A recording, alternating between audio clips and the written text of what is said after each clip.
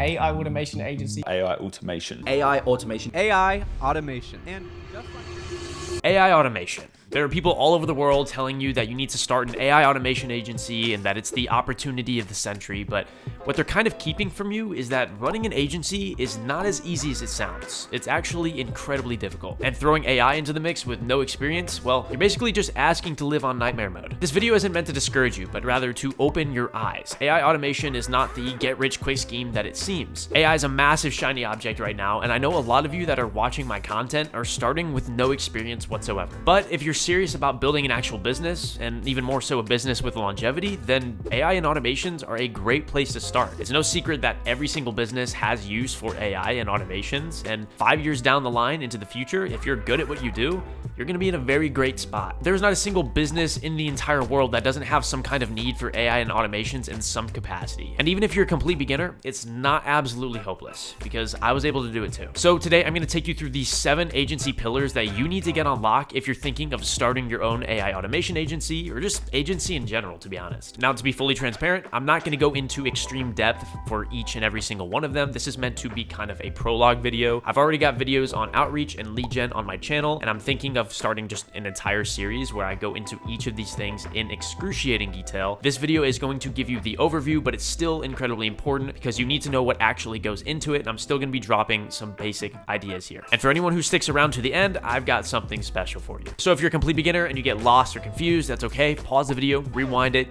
take it slowly. But without wasting any more of your time, let's go ahead and talk about it. Now, to give you guys some background, I actually used to run my own marketing agency. In Web3 and crypto, we'd basically bring NFT projects to market. Now, doing that, I made well over $100,000 in less than a year, but we ended up firing all of our clients after we decided to change it up. So guys, this will be the overview of every single thing that you need to start your agency. So follow along and pay attention, take some notes. Without further ado, let's go ahead and hop right into it. Now, most people like to start with, naming your agency, getting a logo, and that's all fine and dandy, but that's basic stuff that we can do later down the line. We have to talk about the actual operational moving parts that keep an agency alive. Instead, we're going to focus on step 1, which is defining your offer. Your offer is the entire backbone of your agency. If you don't have a good offer, it doesn't matter how much appointment setting, lead gen that you do, you're not going to make any sales. I mean, think about it. Alex Hormozi literally wrote a book on offers. Offers are important. If you have a great offer, it's going to make landing clients so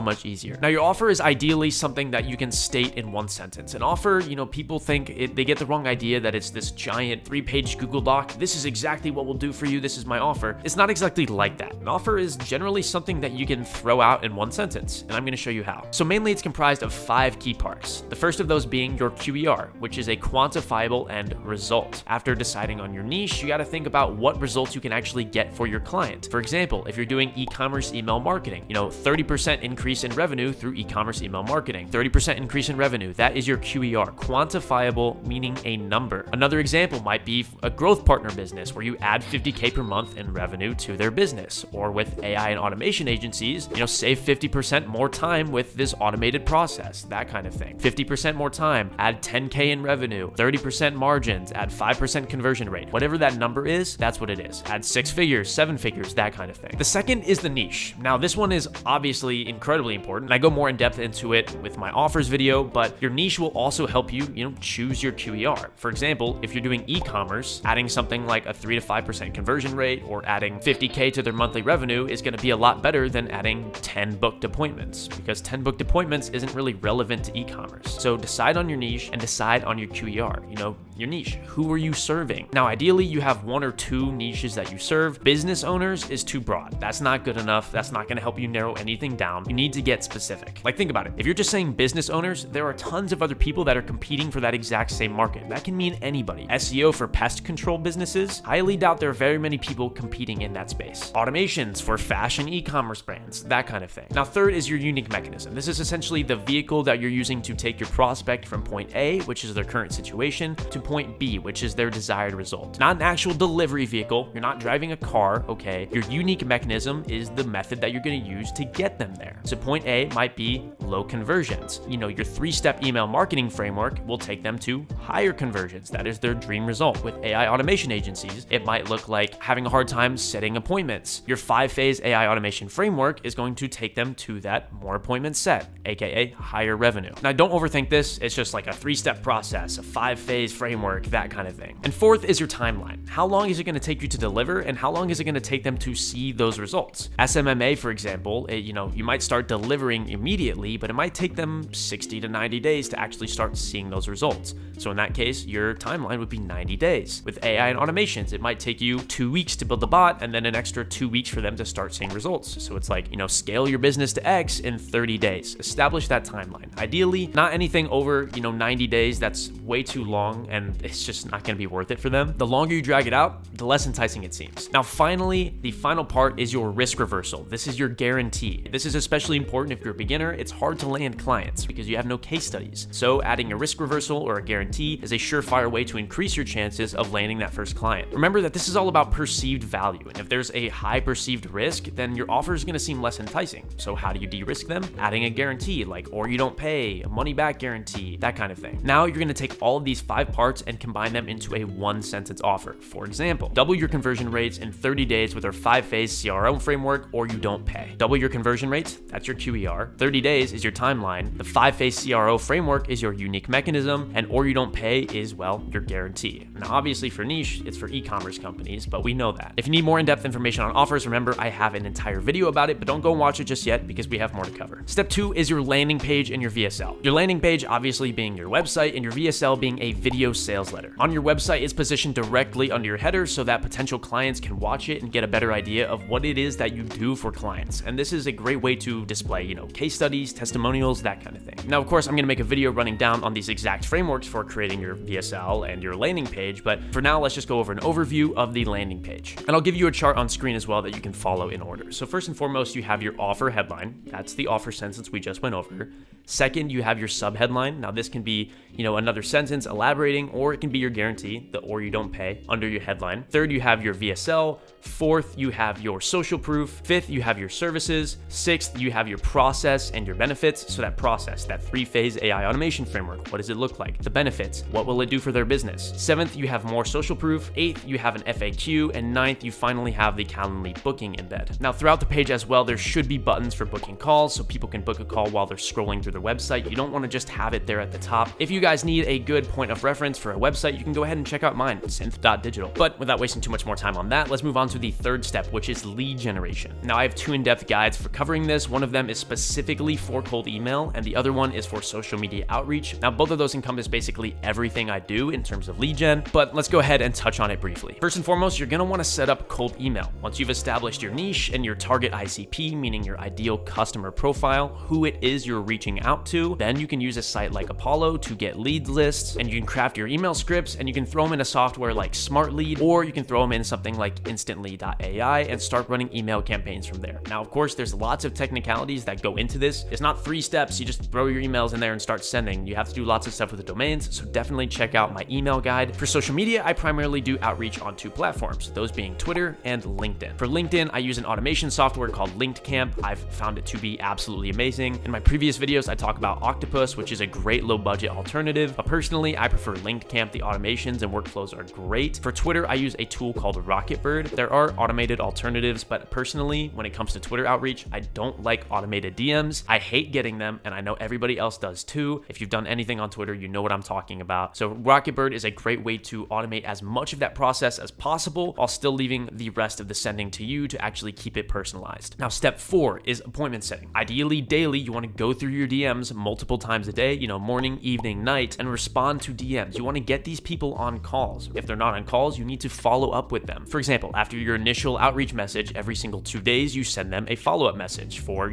4 or 5 times. When they respond, you have a process or a script in place, and you ask them about their current situation to qualify them as a prospect. If you're charging $3,000 a month for your service, obviously someone that's only making $2,000 a month isn't going to be a qualified lead for you. So that's why we build appointment setting scripts in which we go into detail, we qualify the prospect, and if they're qualified, we try to get them on a booked call. If not, then we go our separate ways. We maybe give them some free value in the form of a guide. And once you actually get them on a call, you can get more information about their business, which leads me into step 5, which is sales. Sales is incredibly crucial for literally any business. It's how you make your money. You're not getting around doing sales calls. You're not going to hire someone straight out of the gate to do your sales calls for you. You're going to have to do them yourself, which is just something you're going to have to get used to. Now, for sales at our agency, we generally do what's called a 2-call close. So that means the first call is just an initial consultation call in which we get more information about their business, we ask them some questions, and we qualify them as a prospect. We make sure that they're actually somebody, one, we want to work with just from,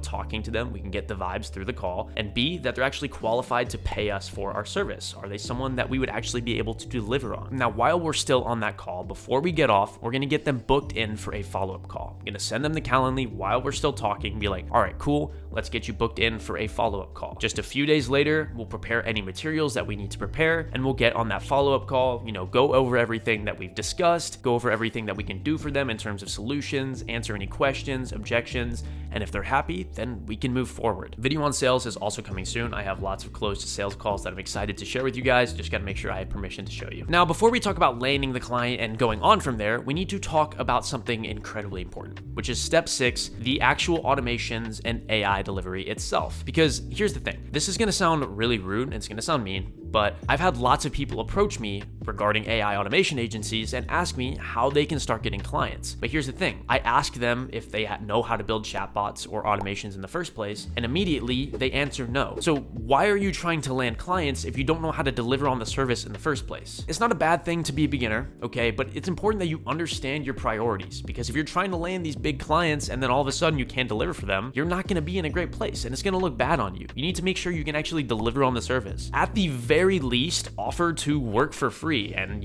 use that as a learning experience and a time to build your skills and build your knowledge. If you don't know how to deliver on the task at hand, you're just not gonna have a very good time with that client. You're gonna leave a bad taste in their mouth and you can't just run away with the money. That being said, as a beginner, there are a couple different platforms that you're going to want to learn just to get that basic skill level up. And for the most part, for most jobs, these are honestly the only platforms that you'll need. You can get really, really far with these. For automations, you can use Zapier, obviously you know that one, and Make.com. Formerly, it was called Integromat, but now it's called Make. For chatbots, you can use VoiceFlow and BotPress. Personally, I prefer VoiceFlow. I think it's a lot more dynamic, it's a lot more fluid, a lot more beginner friendly. BotPress isn't a bad alternative though. For AI, you can obviously use, chatgpt. And for fine tuning, which is very important, we do this for clients, we use a software called Riku.ai. We use that to build our data sets, and then we can fine tune right there in ChatGPT. And finally, for software or SaaS, you're gonna wanna use Bubble for obvious reasons. It's just the best option out there for no-code SaaS. But once you got all these down, you don't have to learn all of them. Just learn the basics of each and, know how to build some basic stuff. Finally, once you got all that down, step 7, which is client onboarding and fulfillment. Work out your onboarding process and have everything in place so that when you onboard new clients, they can have a great experience. One thing that you guys need to keep in mind is that onboarding is a client's first impression of you. They get a firsthand taste of how fast you work, how your processes are, how professional you are. So if they have a great onboarding process, it's going to hit them with an early win, and it's just going to reaffirm them that they signed with the right person. Whereas if you have a bad onboarding process, they're going to be onboarded, it's going to be all over the place, and be like, did I, make a mistake? They're going to start getting that buyer's remorse. So make sure you have your onboarding process worked out. Ours is incredibly simple. One great way to do this is to automate things. So as soon as someone signs a contract using PandaDoc, document form and completed, we get them into our Slack. We, create a private Slack channel invite. We send them that invite, and then we send them an automated email that includes the onboarding call booking page, the form, as well as the invite to that Slack channel that was made specifically for them. Now, breaking this down into 3 categories, there are 3 things that you need to do for your client in order to fulfill and operate properly. First and foremost, you need to establish communication. Where will you be communicating with them? Is it Slack, WhatsApp, Discord? And how often will you be communicating with them? Are you giving them daily updates, 1 weekly call? What is the communication cadence? The second is gathering information. This is where an onboarding form comes in. What information will you need from them to actually deliver on your service? API keys, Zapier logins, that kind of thing. And then third and finally is getting an onboarding call going. Get a kickoff call going, go over the timeline of what you're actually going to do for them, show them how long it's going to take, answer any questions that they may have, gather additional information. Onboarding calls are a great way to just kind of lay the groundwork and hit the ground running. Of course, as per usual, I will record a more in-depth video further down the line. The most important question right now is, what actionable steps can you take away from this? First and foremost, you need to get your offer down on lock. You just need to get your offer down, okay? Second, you want to make sure that you can actually deliver on the service in the first place. Whatever you're offering, whether that's chatbots or automations or a combination of both or SaaS platforms, once you know what you're offering, you need to make sure that you can actually deliver on it. Get familiar with the technology, get familiar with common automations that you might be doing that you can offer people, get familiar with all of it. Third, you're going to want to start beginning on a landing page or a VSL. A great place to build landing pages, and what I use to build mine personally, is Framer. Framer is absolutely amazing. Another great one is Webflow. If you're looking for something that's much cheaper, you can also use Card. That's Card with 2 R's, CARRD.co, so card.co. Or you can use something more expensive for funnels like ClickFunnels or Go High Level. Fourth, you're going to want to watch my cold email guide and get your cold email sequences set up. Fifth, you're going to want to watch my outreach guide and start getting outreach going for your business. Sixth, you're going to want to stay on top of your DMs every single day. Set up a reminder to check your DMs and reply to people. Last thing you want, you reach out to someone and they're interested and it takes you a week to reply and then they're not interested anymore. Then you're going to want to establish, your onboarding process. What kind of information will you need from clients once you actually sign them on? For sales, you're going to want to set up your Calendly, set up your calendar links, set up a discovery call and a follow-up call, and then start taking calls via Zoom or Google. You can do a 2-call close like we did. Ask qualifying questions in the first call. What's their current revenue? Have they used AI before? And then in the second call, you can go over a proposal and close them. Make sure that you record every single one of your sales calls with something like Read AI. We'll talk about that more in the sales portion, but of course, that's incredibly important. And finally, just build an onboarding procedure so that when you actually onboard a client and they sign that contract, they send the payment, they have a smooth first experience working with your company. Yo guys, so post recording Sean here, and I just realized that my camera stopped recording right as I was about to go into my outro. But there were a couple things I wanted to touch on before I ended the video, actually, in terms of things that you guys can expect from me as well. Just wanted to let you guys know that right now we're looking for 3 to 5 qualified, dedicated people looking to start their own AI automation agencies. And we're basically going to use you guys as case studies to take to $10,000 a month. So if that's something you're interested in, you can sign up using the link down below. And if not, we have tons of different free guides that you guys can use to start your own AI automation agency as well. And of course, I'll be coming out with more videos as well. Something that we're doing currently, I partnered up with 2 absolute killers in the AI and automation space. These guys are making well over $40,000 a month with their own AI automation agencies. And essentially, we're working on a program right now that's designed to take you from $0 to $10,000 a month in your first 3 to 6 months with your own AI and automation agency. If that's something that you're interested in, you can join a waitlist down below. We're only going to take on a couple people at a time because we want to make some great case studies out of this. So if you're serious about it, you can join a waitlist down below and we will contact you if we're interested in working with you, of course. So if you're interested in going from $0 to $10,000 a month with your own AI automation agency and you're serious and you're dedicated and you're willing to work hard, feel free to sign up down below and join the waitlist and we'll be in touch. If you guys have any ideas, please feel free to leave them down in the comments below. If you guys enjoyed this video, be sure to smash that like button for the YouTube algorithm. If you want to see more content from me, be sure to subscribe so you don't miss another upload, and I will see you guys later.